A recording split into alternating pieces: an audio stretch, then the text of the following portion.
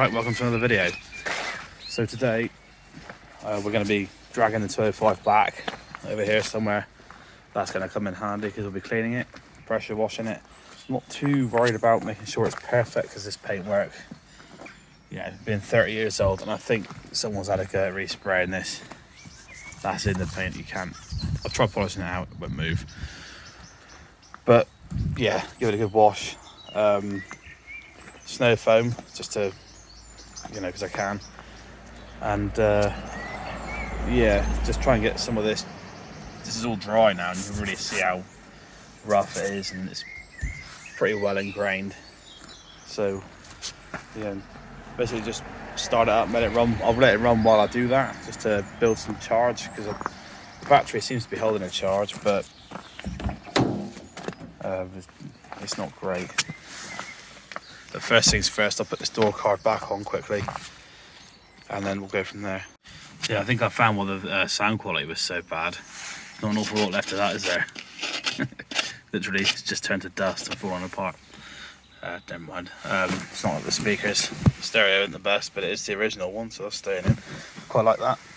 But yeah, these ain't that hard to replace. It looks like they've been replaced before, because these definitely aren't standard ones.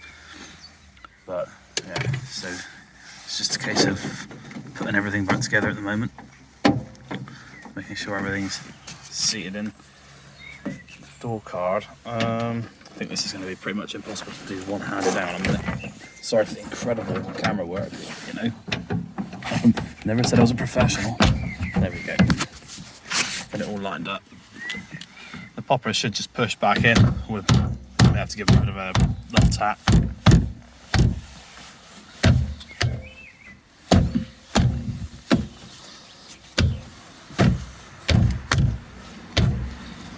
Around the edges.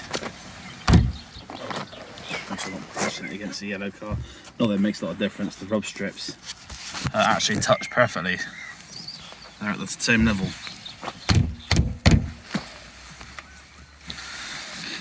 That's mostly back on. There are screws across the bottom anyway. That'll hold it flat. But then it's just a case of putting the speaker grill back on. The door's a bit more open there.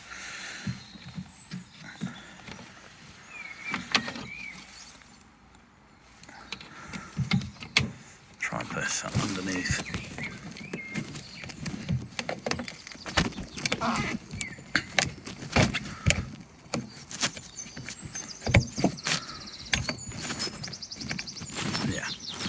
Probably better off doing this off camera, because it's gonna be, as you can see, it's gonna be a two-man job to get that little lip under. There we go. Through the miracle of video editing, it's all back together.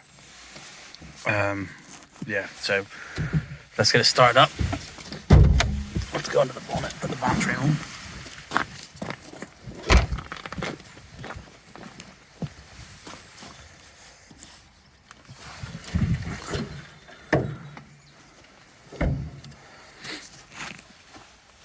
Put the quick release on.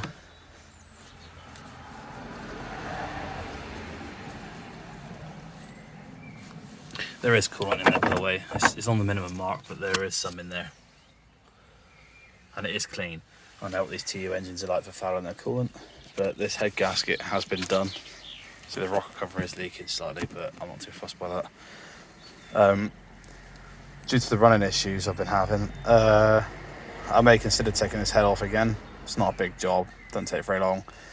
I'm gonna get the original head reconditioned to put it back on, and then go from there, because this is actually a head from a single point injection engine. I believe the heads are actually the same, but due to the running issues, because it all started after I changed the head, and I had this head professionally machined and the valves all ground, so I don't think there's any issues with that. All the valve clearances are set correctly, even though they're a bit rattly. But yeah, I mean, I'll put the original head back on with the original cam and everything. This has got the original cam in this head, because the single point injection cam doesn't have a lobe on it to drive the fuel pump. So yeah.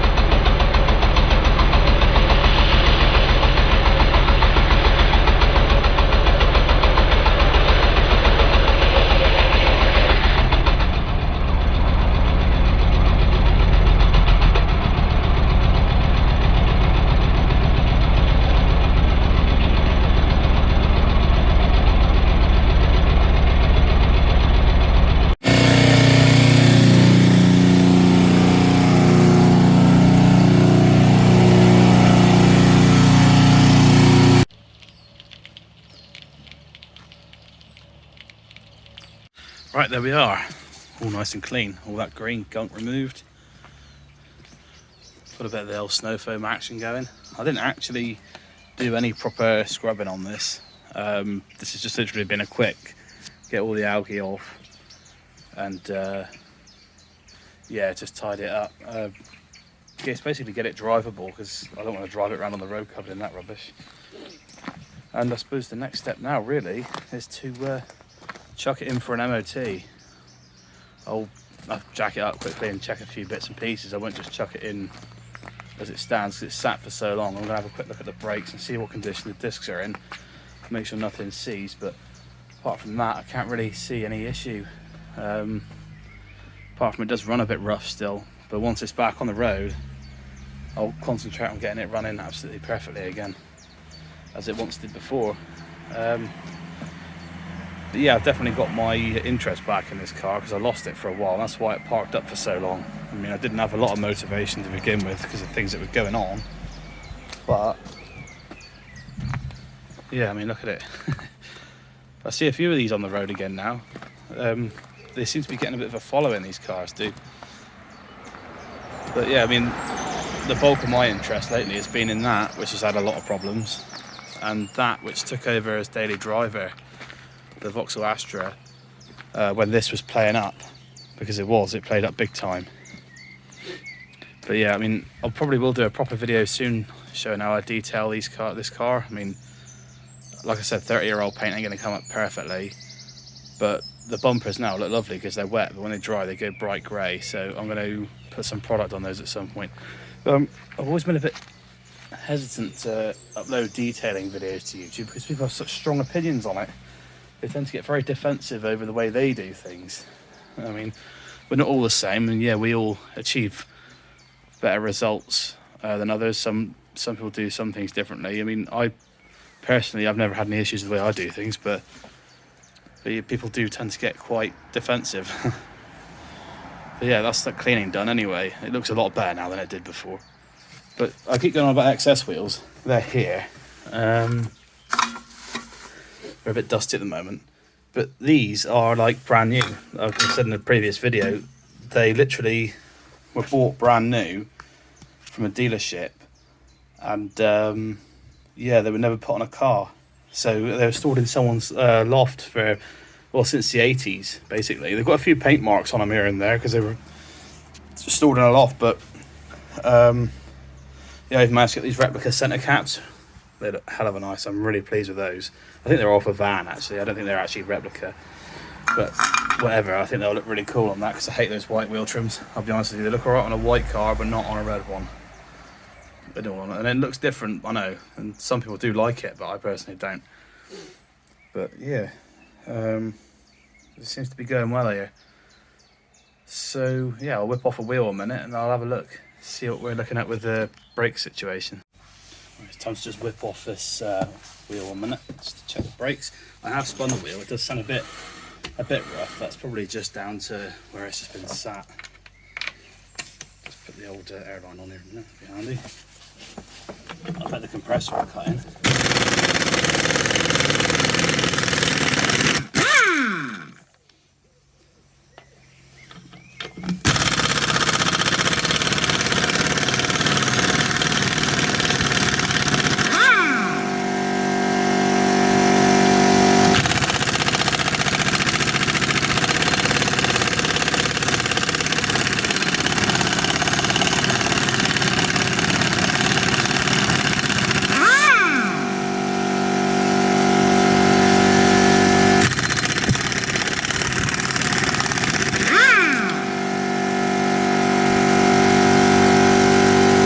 That took a lot more effort on the impacts side than I expected. I think a lot of that's just down to where they go into the hub. I'm not 100% sure. They aren't cross-threaded or nothing. It just looks like they might have seized in there from where it's been parked up. And they definitely haven't been over tightened because I don't over tighten my wheel nuts. But yeah, I'm just going to give this a quick blow off with the air gun, so headphone users beware. Oh, well, that didn't work very well, did it? That's not actually in the connector, that's why. There we go. Headphone users, beware.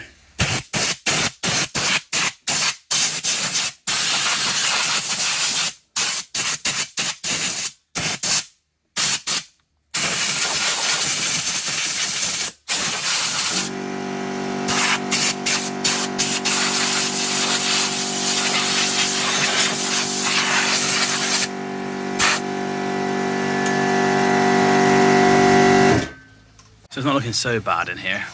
The only thing I can see is this brake pipe here is getting a little bit rusty. And it's not bad yet. So what I'll probably do, I'll wire brush that. It's up there, it's not too bad. I'll wire brush it up and get something on there, something to cover it. But in the long run, I will replace that definitely, because you know I want this car to be not perfect, but mechanically I want it to be sound.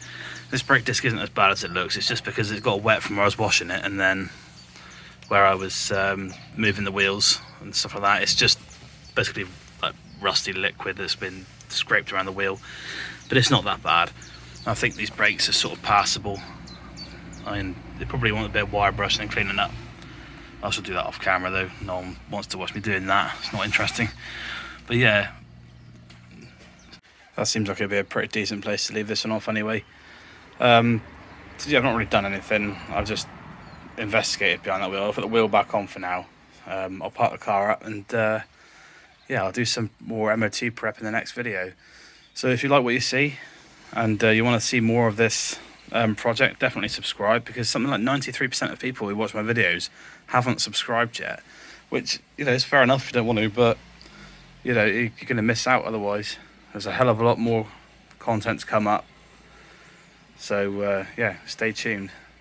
Hopefully the next one will be MOT prep, and then after that this will be back on the road, so see you then.